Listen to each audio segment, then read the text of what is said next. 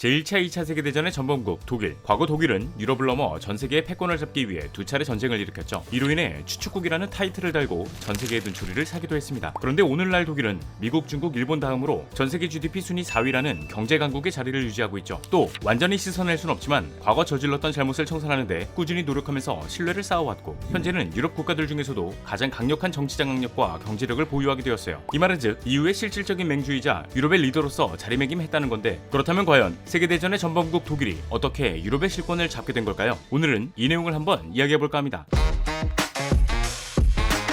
자, 오늘 저와 함께 살펴볼 지식 가이드는 유럽의 1위 국가 독일입니다. 독일하면 떠오르는 이미지가 몇 가지 있죠. 가장 먼저 생각나는 것은 압도적인 기술력의 자동차일 것 같은데, 대표적인 기업으로는 벤츠, BMW, 아우디, 폭스바겐 등 우리나라 사람들이 외제차 하면 떠오르는 자동차들이 대부분 독일 기업이에요. 또한 전차 군단이라고 불리는 축구 강국이자 맥주와 소시지, 하리보 젤리 등이 유명한 나라죠. 그리고 이 중에서도 빼놓을 수 없는 독일의 이미지, 바로 전쟁 범죄 국가입니다. 과거 독일은 막강한 군사력과 산업력을 바탕으로 유럽을 넘어 전 세계적인 패권을 거머쥐기 위해 인류의 쓰라린 역사인 두 차례 세계대전을 일으킨 바 있어요. 그러나 이에 대항하는 연합국의 공세로 1945년 독일의 만행은 저지되었습니다. 특히 미국의 참전 이후 막대한 영향력을 행사하던 전범국 독일의 말로는 좋지 못했죠. 일단 두 개의 독일, 즉 동독과 서독으로 나뉘어 동독은 소련의 점령하에 공산주의 체제를 이루게 되었고, 서독은 미국, 영국, 프랑스로 이루어진 서방연합국의 점령하에 자본주의 체제를 이루게 되었어요. 게다가 이때 독일의 수도 베를린은 소련이 점령하고 있었던 동독에 위치해 있었죠. 아무래도 베를린은 독일의 상징적인 도시였기 때문에 동베를린과 서베를린으로 나뉘어 통치를 당하기도 했어요. 결국 공산주의 체제였던 동독에 위치한 유일한 자본주의 체제 서베를린을 외딴섬이라고 부르기도 했죠. 이 상황은 즉 전쟁 이후 독일은 스스로의 주권을 잃어버린 채 다른 강대국에 분할 통치당하며 자신들이 저지른 만행에 대한 죗값을 치러야 했던 거예요. 하지만 제2차 세계대전 이후 펼쳐진 시대의 흐름은 이런 독일의 상황을 완전히 뒤바꿔 놓게 됩니다. 다름 아닌 냉전 시대가 펼쳐졌던 거죠. 당시 양극 체제 하에서 미국과 소련은 잠재적인 권력 투쟁을 이어갔고, 이 두 나라는 더 많은 국가들을 자신의 편으로 끌어들이기 위한 계획을 세우기 시작했어요. 여기서 미국은 서독과 지리적으로 가까운 서유럽 국가들을 반드시 자기 편으로 만들어야 했거든요. 이로 인해 지금부터 어떠한 어려움을 겪게 되더라도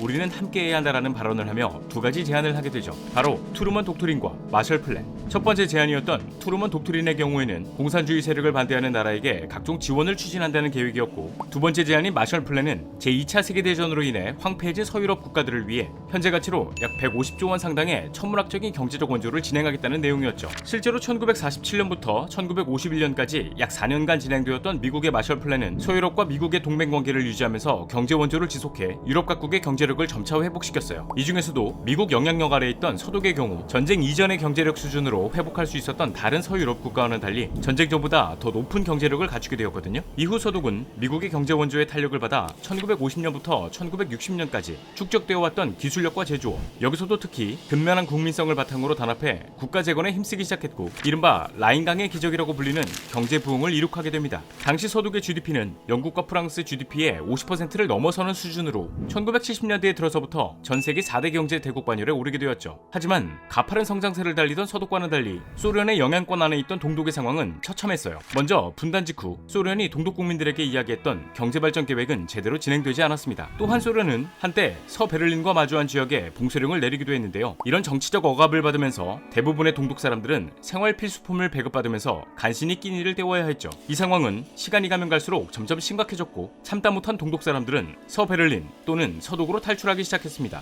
급기야 소련은 자본주의의 유혹을 없애버리겠다는 생각으로 서쪽으로 향하는 통로를 폐쇄하겠다며 베를린 경계선에 콘크리트 장벽을 세우기도 했죠. 이 장벽이 바로 베를린 장벽이고요. 그러던 1989년 동유럽 곳곳에서 공산체제를 반대하는 시위와 혁명이 일어나게 되는데, 이때 동독 국민들 또한 자본주의를 열망하고 있었어요. 그런데 당시 공산당 정부의 대변인 권터샤보브스키의 어이없는 말실수로 베를린 장벽이 붕괴되는 사건이 벌어지게 되거든요. 그 실수를 간단하게 설명해드리자면, 정부의 불만을 표출하고 있던 동독 국민들을 잠재우기 위해 임시 여행 규정안을 발표하게 되는데, 이때 여행 허가에 관한 규제를 완화한다, 그러니까 괜히 동독에서 탈출하지 말고 불만 있으면 우리가 허락하는 곳으로 여행 갔다 와라 라고 발표해야 하는데, 이걸 원하는 곳이면 어디든지 출국이 인정된다 로 발표해버립니다. 이로 인해 동독은 얼떨결에 완전 개방화되었고, 이에 수많은 동독인들은 베를린 장벽으로 달려가 장벽을 벽을 붕괴해버렸던 거죠. 결국 미국, 프랑스, 영국, 소련 4개의 국가와 동독, 서독의 정상들이 모여 합의를 진행한 결과 독일은 지난 1990년 10월 3일 분단된 지 41년 만에 국제사회에서 인정받는 통일국가가 됩니다. 이렇게 독일이 서방세계로 편입되자 지난 1993년 세계 최대의 단일 시장인 유럽연합, 즉 EU가 탄생하게 되었죠. 그러나 예상치 못한 방식으로 통일하게 된 독일은 이후 막대한 통일비용 지출 등의 엄청난 후유증에 시달리게 됩니다. 먼저 서독인들과 동독인들의 1인당 국민소득의 차이는 5배 이상 차이가 났고 동독에서 생산되는 제품들은 서독의 제품들과 비교조차 되지 않았어요. 이 말은즉 서독과의 경쟁에서 밀린 동독의 산업이 붕괴하기 시작했다는 거죠. 실제로 당시 동독의 실업률은 서독의 2배를 넘어서게 되었고 이후 독일의 경제는 10년이 넘는 시간 동안 경기 침체 속으로 빨려 들어가게 됩니다. 그러던 2002년 당시 독일의 총리였던 게르하르트 슈레더는 상황이 나아질 기미가 보이지 않자 폭스바겐 노무 담당 이사 출신이었던 페터 하르츠를 중심으로 실업률과 저성장 문제를 해결할 하나의 방안을 모색하게 되죠. 이때 발표한 개혁안이 바로 아젠다 2010입니다. 또 여기에 포함된 노동시장 관련 내용을 4개 법안으로 만들게 되는데 이 과정을 오늘날 하르츠 개혁이라고 해요. 그리고 이 하르츠 개혁은 장기 실업자들을 노동시장으로 다시 끌어들이는 의지가 정말 강했습니다. 나쁜 일자리라도 실업보다는 낫다라는 마인드로 사회적 인식이 좋든 말든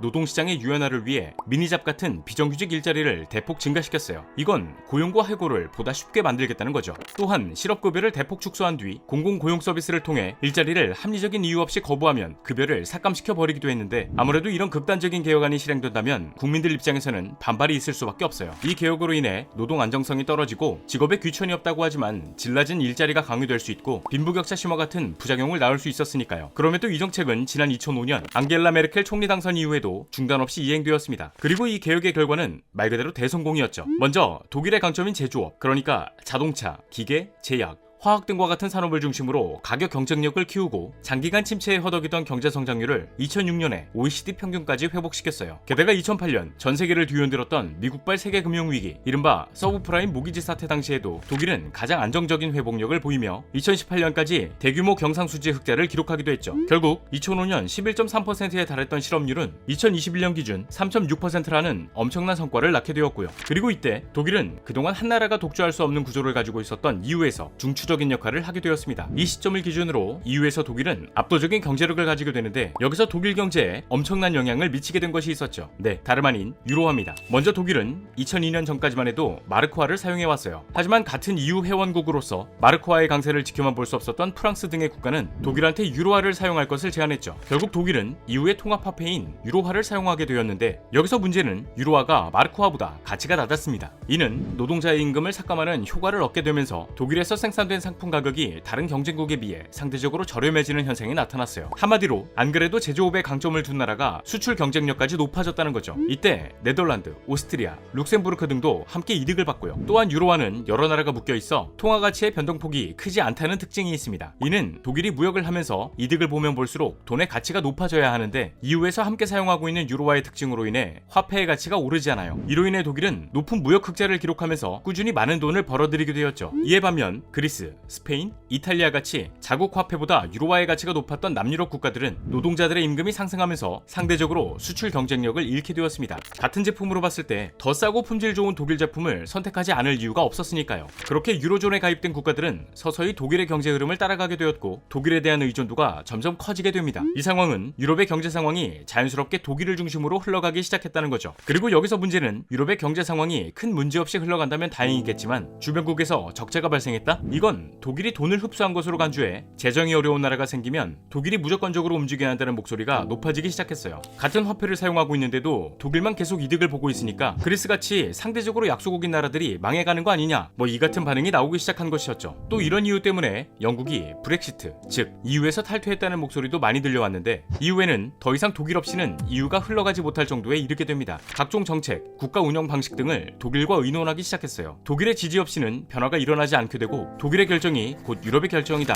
라는 공식이 성립된 거죠. 이에 지난 2014년 타임즈는 이런 보도를 하기도 했는데요. 유럽의 제1철칙은 정말 간단하다. 유럽이 제안하고 앙겔라 메르켈이 처리한다. 이 말은 즉 마지못해 자리를 맡은 패권국이 되었다는 거예요. 독일이 패권국이 되기 위해 앞장선 것은 아니었지만 다른 나라들이 독일을 따르기로 선택한 것이었죠. 결국 독일의 입장에서는 EU를 등에 업고 부담을 가질 수밖에 없습니다. 유럽의 각국에서 경제위기, 난민 등의 사회적 문제가 펑펑하고 터질 때마다 모른 채 할 수 없게 되었으니까요. 이로 인해 EU에서 인해서 독일의 부상과 영향력 증대는 불가피한 상황인 건데 2005년부터 16년 동안 이어진 앙겔라 메르켈 총리의 시대가 막을 내리고 지난 2021년 12월 그녀의 뒤를 이은 올라프 숄츠 총리의 지도력이 EU를 어떤 방향으로 이끌어갈지 지켜봐야 할 것 같습니다. 자, 오늘의 영상은 여기까지입니다. 다음에 또 다른 안내서로 찾아뵙도록 하겠습니다. 지금까지 지식가이드였습니다. 감사합니다.